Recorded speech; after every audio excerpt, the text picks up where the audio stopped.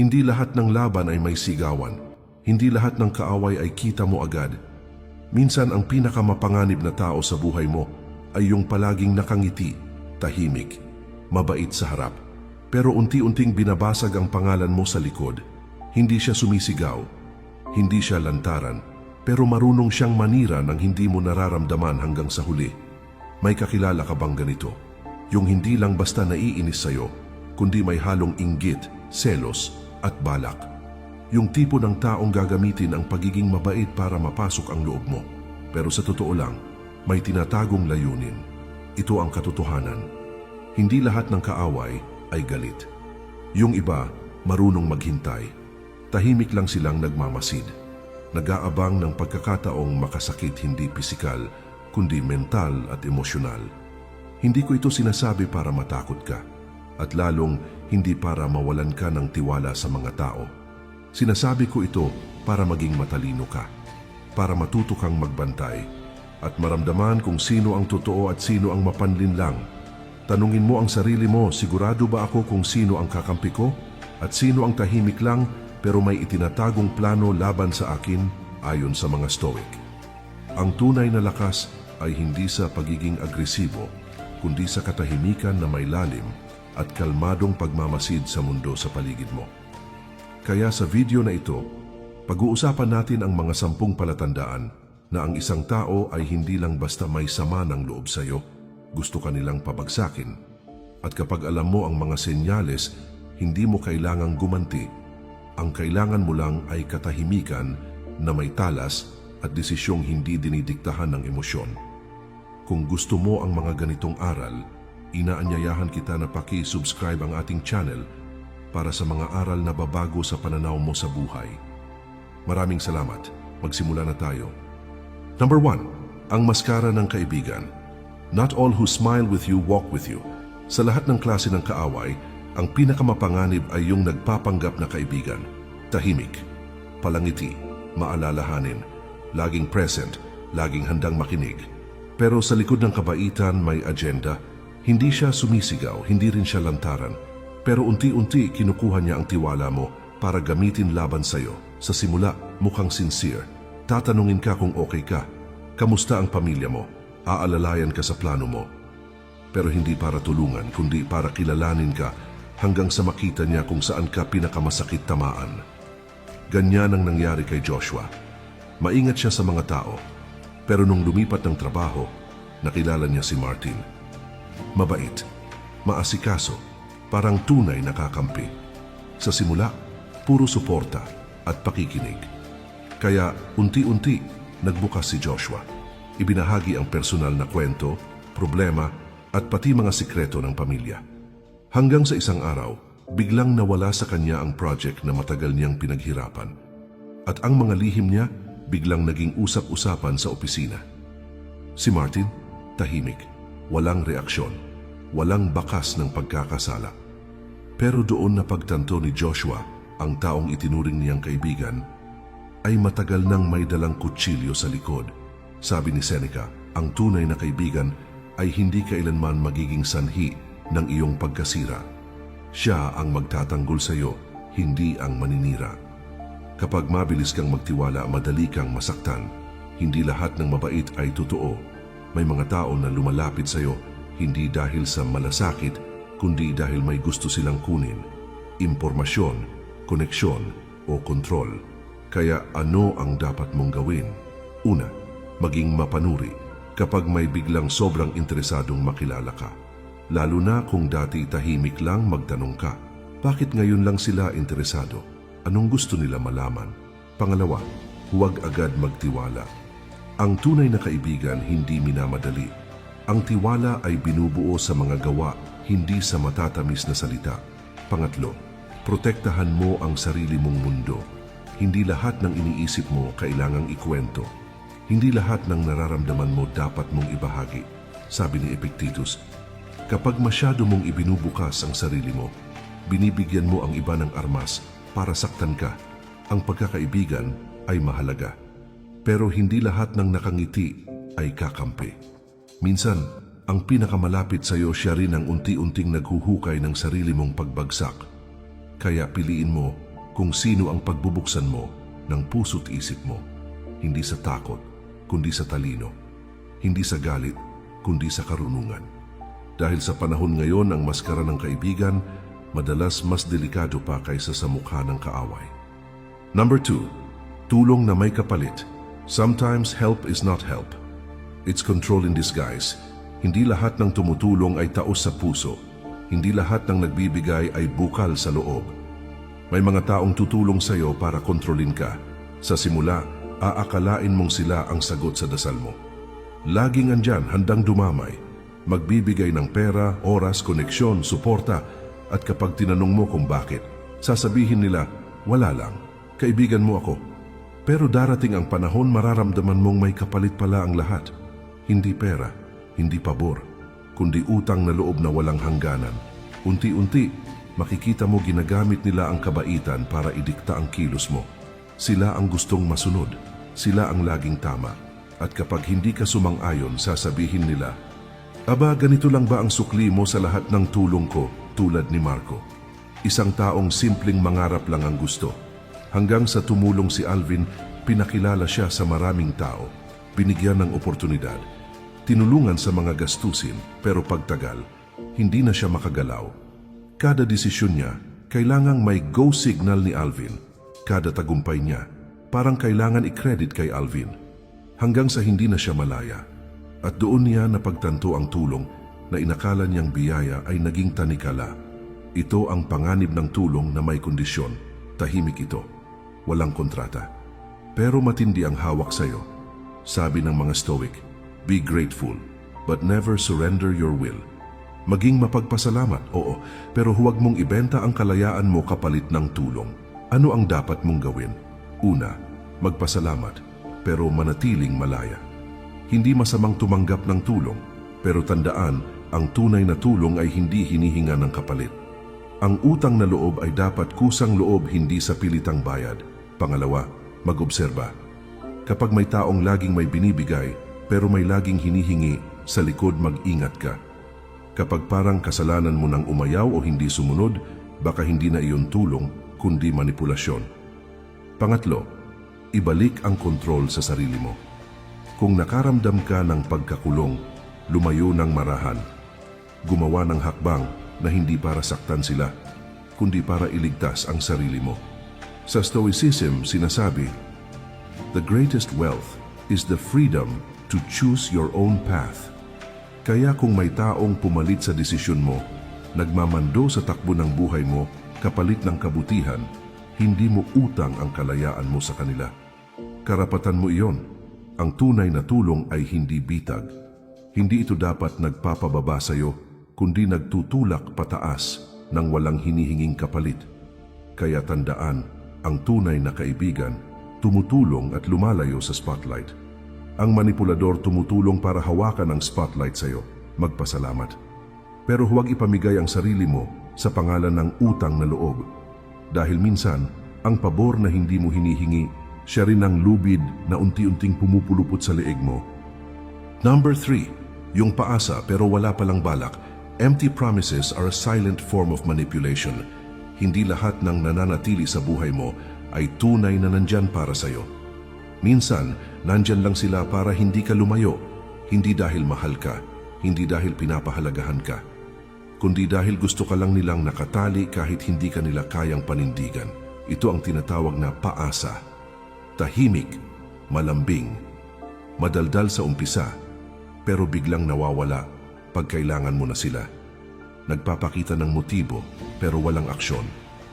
Magaling magsabi ng, andito lang ako, ayokong mawala ka. Pero sa bawat oras na ikaw ay nangangailangan ng tunay na presensya, wala sila. Hindi sila umaalis pero hindi rin sila lumalapit. Hindi sila galit pero hindi rin malinaw. At ikaw naiipit sa pag-aakalang baka mahal ka rin nila. Pero tandaan, ang paasa ay hindi lang masakit. Ito ay uri ng emosyonal na kontrol dahil pinapaniwala kang may kayo kahit wala. Pinapaniwala kang mahalaga ka pero hindi nila magawang patunayan ito. Tulad ni Clara, naging close kay Liam. Lagi silang magkausap, magka-chat, magkasama sa events. Pero tuwing napag-uusapan ng kami na ba, laging may sagot si Liam. Wag muna, masaya naman tayo, di ba? At tuwing susubukang lumayo si Clara may biglang, I miss you message. Enough para manatili siya, pero kulang para maging totoo. Ito ang larong emosyonal, hindi para mahalin ka, kundi para hawakan ka. Sabi ng Stoics, we suffer more in imagination than in reality. Kadalasan, hindi sila ang problema, kundi ang mga inaasahan nating tayo ang pinanghahawakan. Ano ang dapat mong gawin? Una, kilalanin ang paulit-ulit na pattern. Kapag laging bitin, laging may almost, pero walang konkretong hakbang, huwag ka nang magbulag-bulagan. Pangalawa, huwag matakot sa pagkawala. Mas mabuting mawala ang isang taong paasa kaysa manatili ka sa relasyong hindi naman totoo. Pangatlo, itigil ang paghabol sa hindi ka hinahabol. Kapag ikaw lang ang nag-a-adjust, ikaw lang ang umaasa, at ikaw lang ang lumalaban, baka hindi relasyon yan, baka emosyonal na bitag na. Sa Stoicism, tinuturo, let go of what you can't control. Focus on how you respond. At sa harap ng taong hindi malinaw, hindi tapat, at hindi handang sumabay sa iyo, ang pinakamatinong tugon ay ang umalis. Ang katahimikan mo ay sagot. Ang paglayo mo ay paglaya. At ang hindi pagpapahuli sa paasa ay pagmamahal sa sarili. Number 4, ang tahimik na man-man. Hindi lahat ng panganib ay maingay. Yung iba tahimik lang. Hindi sila nagtataas ng boses. Hindi sila gumagawa ng eksena. Pero alam nila kung kailan kikilos at saan ka tatamaan. May mga tao na hindi halatang galit sa'yo. Walang masamang salita, walang tensyon, pero sa likod ng katahimikan nila, nagmamasid sila sa bawat galaw mo. Tahimik na man-man. Yun ang tawag sa kanila. Sila yung laging naroon sa gym, sa coffee shop, sa grocery. Parang nagkakataon lang. Pero kapag paulit-ulit mo na silang nakikita kahit saan ka magpunta, doon ka na dapat magtanong, bakit laging andyan sila? Mas malala pa minsan, may mga impormasyon silang alam tungkol sa'yo na hindi mo naman kailanman sinabi. Alam nila kung saan ka galing, anong oras ka umuuwi, o sinong madalas mong kasama. At hindi mo ito pinost. Hindi mo ito kinuwento. Minsan, mula sa mga kaibigan mo nila nakukuha, tahimik silang nakikinig, tila wala lang. Pero unti-unti binubuo na nila ang buong larawan ng buhay mo. At habang mas lumalalim ang alam nila, mas nagiging malinaw sa kanila ang kahinaan mo. Gaya ni Eric. Simple lang ang buhay niya. Kape sa umaga, gym sa hapon, tahimik na lakad pa uwi. Hanggang sa mapansin niya si Ronald, tahimik, palangiti, parang mabait, pero laging nandoon, sa gym, sa coffee shop, sa grocery. Noong una, akala niya, nagkakataon lang. Hanggang sa isang gabi, nakita niya si Ronald, nakatayo sa kabilang kalye, tahimik, pero nakatitig. Doon niya na-realize, hindi na ito coincidence. May nanonood, may nagmamasid. Ang mga ganitong tao, hindi bigla-bigla umatake. Hindi sila padalos-dalos. Pinag-aaralan ka muna, tahimik pero alerto. At kapag sapat na ang alam nila, saka sila gagalaw. At madalas, huli na ang lahat bago mo pa maramdaman ang panganib. Ano ang dapat mong gawin? Hindi ito tungkol sa paranoia. Hindi mo kailangang matakot. Pero kailangan mong maging mapanuri. Obserbahan mo ang paligid. Sino ang palaging naroon kahit hindi sila dapat nandoon? Sino ang alam ang mga bagay na hindi mo naman ibinahagi? Ayon kay Marcus Aurelius, trust your senses. Kung may nararamdaman kang kakaiba, huwag mong isantabi. Dahil minsan, ang kutob mo iyon na ang katotohanan. Hindi lahat ng kaaway ay pasabog. Yung iba, katahimikan ng armas. At habang akala mong ligtas ka, sila pala matagal nang nagbabalak. Kaya manatili kang kalmado pero huwag kang bulag. Sa panahon ngayon, ang kalaban maaring tahimik lang na nanonood. Number 5. Paunti-unting pananakot. Some threats don't roar. They whisper. Hindi lahat ng pananakot ay sumisigaw. Hindi lahat ay biglaan o halatang agresibo. Minsan, nagsisimula ito sa biro. Yung tipong tatawa sila pagkatapos magsabi ng madaling mawala ang tao, di ba? At tatawa ulit parang wala lang, pero tandaan mo, may laman ang biro. At kapag paulit-ulit na, hindi na ito simpleng tawa-tawa lang. Unti-unti na itong banta. Hindi lang sa salita pati sa kilos. Biglang pagbabago sa postura, paglapit ng sobra, pagharang sa daan na para bang sinusukat kung hanggang saan ang kaya mo. Kapag pinuna mo, sasabihin lang nila, ang OA mo naman, sensitive ka lang. Ito ang tinatawag na creeping intimidation. Hindi ito diretsahang pananakot. Pero sinusubok ka. Hanggang kailan ka mananahimik? Tulad ni Jordan. May katrabaho siyang si Romeo. Sa simula, puro dark jokes lang daw. Ang dali lang maglaho ng tao paggabi, no? Natawa si Jordan sa una. Pero napansin niyang may nagbabago. Si Romeo lumalapit ng sobrang lapit, humaharang sa pinto, tahimik na nakatitig. Isang beses, binangga siya. Oh, di ka naman nasaktan, di ba? At ang pinaka nakakabahala, ibinagsak ni Romeo ang mabigat na gamit sa mesa ni Jordan sabay sabing, buti hindi ulo mo yan. Doon lang niya na-realize, hindi ito biro. Hindi ito laro. Ito ay tahimik na pananakot. Sabi ni Marcus Aurelius, the obstacle on the path becomes the path itself. Kung may humaharang sa iyo, baka doon ka dapat tumutok. Hindi para umatras, kundi para harapin kung anong kailangang ayusin o putulin. Ano ang dapat mong gawin? Una, obserbahan ang pattern. Kapag paulit-ulit na biro pero laging may halong banta o kaba, hindi na iyon normal. Pangalawa, itakda ang hangganan. Sabihin mo, hindi ako komportable sa sinasabi mo. Kahit tahimik ang boses mo, iparamdam mong hindi mo tinotolerate ang ganoong ugali. Pangatlo, kung may nararamdaman kang panganib kumilos, lumayo, magsumbong. Sa HR, sa mapagkakatiwalaang kaibigan, sa mga taong makakatulong. Sabi ni Seneca, ang espada ay walang silbi kung walang kamay na magtatanggol. Hindi mo kailangang maghintay pa ng masama. Ang pananahimik sa harap ng pang-aabuso ay hindi kabaitan. Ito ay kapahamakan. Ang pagiging stoic, hindi ito pagtitiis sa takot. Hindi ito pagwawalang bahala sa pang-aalipusta. Ito ay paninindigan. Ito ay katahimikan na may tapang. Ito ay pagtindig para sa sarili kahit walang palakpakan. Number 6. Tahimik na pagkakanulo. Silent betrayal is the sharpest knife. Hindi lahat ng pagtataksil ay may putok. Minsan parang usok, walang ingay, walang amoy. Pero unti-unting pinapasok ang bawat sulok ng tiwala. Tahimik, walang siraan sa harap, walang away, walang prangkahan. Pero mararamdaman mo, may nagbago. Yung kaibigan mong dati bukas sa lahat ng kwento ngayon, iwas na. Yung boss mong dati ay humahanga sa ideya mo ngayon, parang malamig na. Tatanungin mo ang sarili mo, may nasabi ba akong mali? May nagawa ba akong masama? Pero wala. Wala kang maalala. Ang totoo, may ibang gumagawa ng kwento para sa'yo. Tahimik, palihim, pero matalim. Ganyan kumilos ang mga taksil na hindi lantaran. Hindi sila laging nagsisinungaling. Minsan, binabaluktot lang nila ang totoo isang komentong pinalala, isang simpleng opinyon na pinalabas na masama. At habang pinapakain nila ng duda ang isip ng iba, unti-unti kang nawawalan ng kakampi nang hindi mo namamalayan. Ito ang pinakadelikadong uri ng pagkanulo dahil hindi mo alam kung kailan nagsimula. Hindi mo alam kung sino ang pinanggalingan. Pero bago mo pa man ito matukoy, sira na ang pangalan mo. Pero bilang isang stoic, hindi mo kailangan habulin ang bawat chismis. Hindi mo kailangan ipaliwanag ang sarili mo sa lahat dahil ang gawa mo yon ang magsasalita. Sabi nga ni Epictetus, don't explain your philosophy, embody it.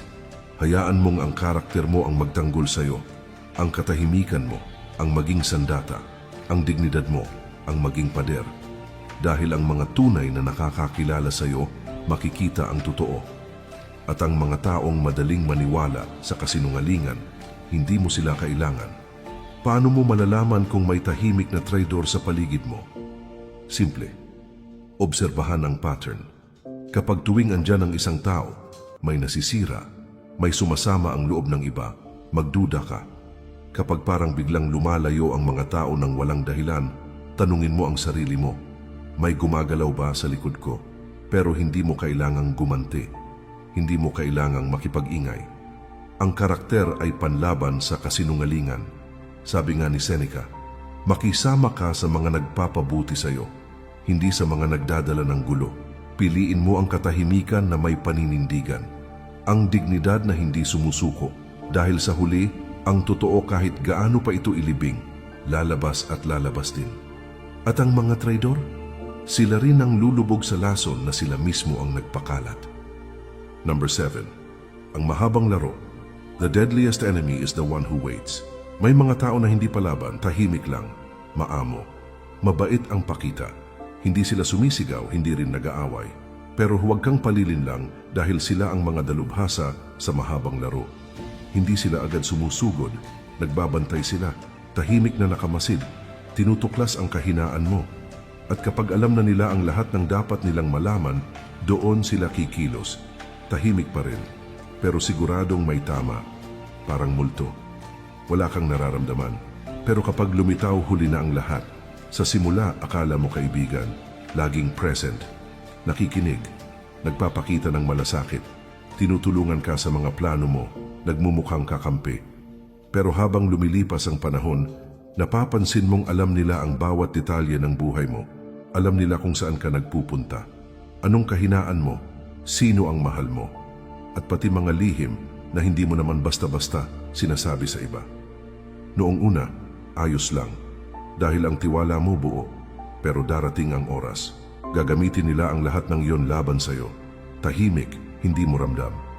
Pero sistematikong sinisira ang imahe mo. Tulad ni Jeric. Maingat siya sa mga tao. Sanay siyang makiramdam. Pero may isang katrabaho si Justine. Tahimik, mabait, laging nakangiti, laging tumutulong hanggang sa naging malapit sila. Naikwento ni Jeric ang lahat mga plano sa promotion, problema sa bahay at mga personal na sikreto. Hanggang sa isang araw, yung posisyon na inaasahan niya napunta sa iba. At ang mga kwentong personal biglang kumalat sa opisina. Sino lang ang may alam? Si Justin. At sa huling sandali, doon niya naintindihan, hindi ito kaibigan. Isa siyang manlalaro ng mahabang laro, tahimik, mabait ang mukha. Pero sa loob, may disenyong wasakin ka. Ano ang dapat mong gawin? Una, huwag mong ilahad ang buong buhay mo. Hindi lahat ng interesado sa iyo ay may mabuting intensyon. Minsan ang tanong nila ay hindi para maintindihan ka, kundi para gamitin ang sagot mo laban sa iyo. Pangalawa, obserbahan, hindi lang pakinggan. Kapag may taong sobra ang curiosity, lahat ng detalye gusto nilang malaman, magduda ka. Pangatlo, piliin mong mabuti kung sino ang papalapitin mo. Ang tunay na kaibigan, hindi nagmamadali. Ang tiwala ay pinapatunayan, hindi hinihingi. Sabi sa Stoic teachings, don't trust appearances. True intent is found in action, not in words. Dahil ang pinakadelikadong tao ay hindi yung sumisigaw, hindi rin yung umaaway, kundi yung tahimik na naghihintay, matagal nang nagplano, at ngayon lang kikilos sa oras na pinakamarupok ka. Sa panahon ngayon, hindi sapat ang maging mabait. Kailangan mong maging matalino.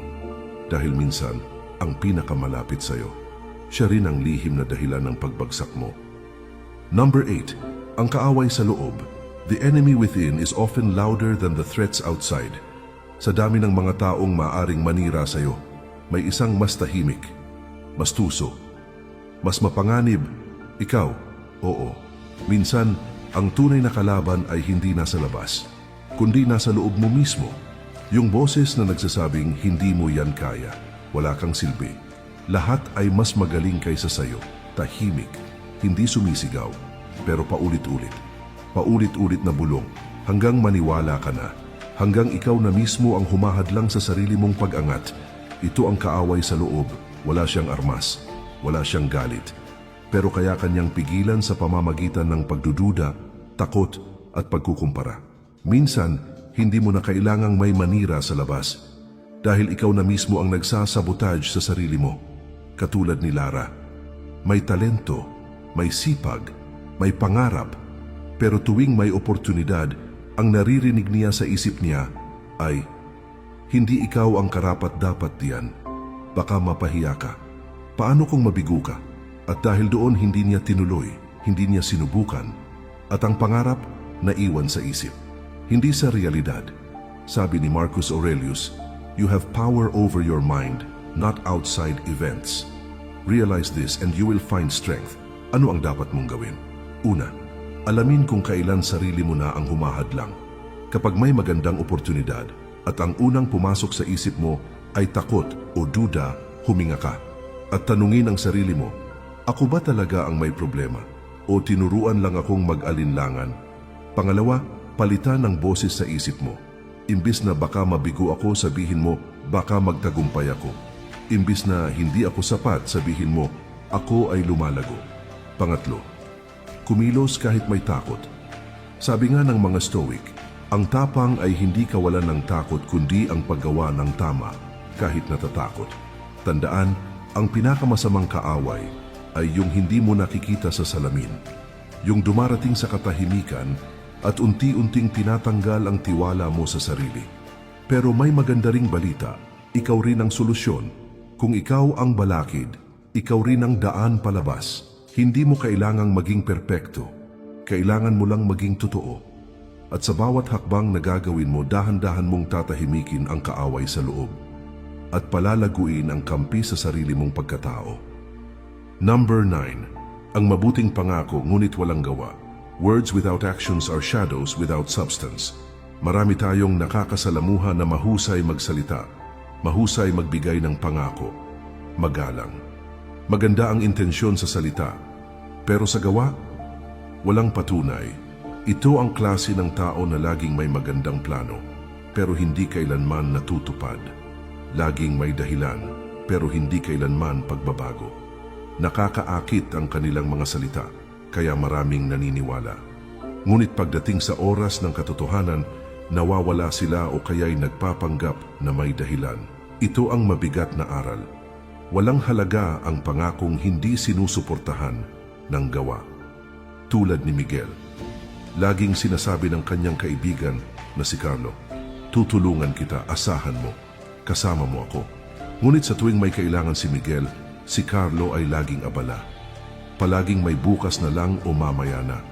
Hanggang sa huli, nawala ang tiwala.